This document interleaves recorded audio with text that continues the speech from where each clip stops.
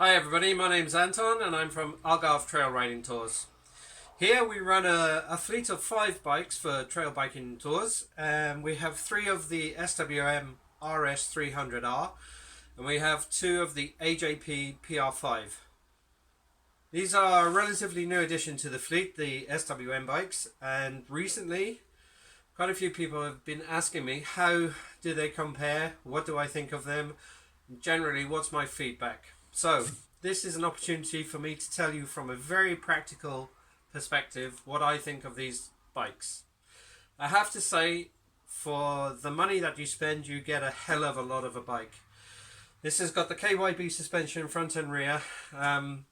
It's excellent suspension. I do have other bikes. I have KTMs and Shurkos that I run as well, mainly for myself when I'm doing enduro competitions.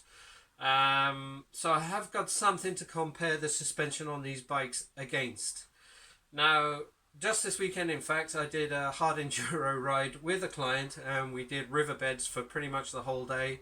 Some chunky hills with a lot of rocks in them.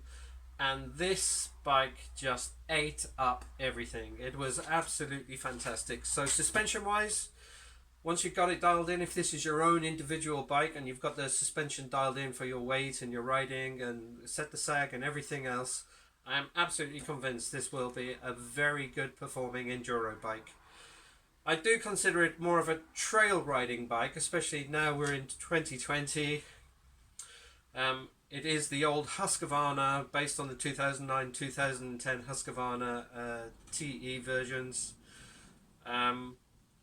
Beg your pardon, FE versions, which was obviously the 4-stroke, not the 2-stroke. So it does have a very good heritage.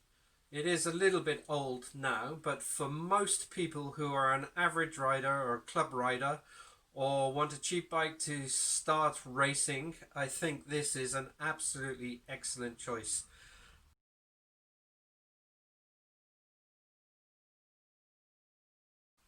This one has a single arrow exhaust option which is available, so you gain by losing approximately 8 or 9 kilos of extra silencer weight, and with the mapping that goes with the arrow option, it gives you a slightly better performing bike in general. So weight wise and performance wise, with the arrow, I have to say this is a really lovely bike to ride. The other 2 SWMs that we have here both have the twin exhaust silencers on them, and they're definitely, you can definitely feel the extra weight in the back end.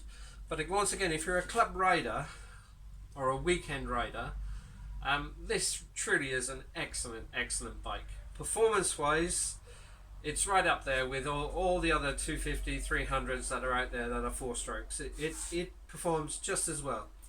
The only thing that's a little bit different, these are very high revving engines and you need to keep them in that sweet spot, with, you know, up there in the revs. As soon as the revs start dropping off, you definitely have to go through the gearbox, and they do sound like they're working hard, but it's actually, that's the way that they are designed. They are designed to be in that sweet spot, which is higher up in the rev range.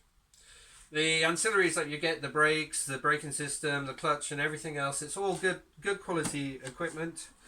There's really nothing that I can fault about this bike. It's a perfect bike for the weekend rider, for the club racer, for somebody perhaps who hasn't been doing enduro for a long time, wants to get back into off-road bikes.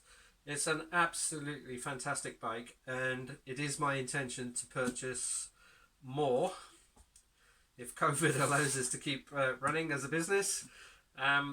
It would be my intention to buy more of these bikes. So in essence, it's a big bang for your buck. It's a great bike to ride. It's a fun bike to ride, and I would definitely recommend it to anybody who wants to get back into riding, who's a weekend racer, or just wants a bike in the garage that they can use when they want to go out and have some fun with their buddies. That's for both trail riding and enduro. So there we go, guys. A very quick practical review.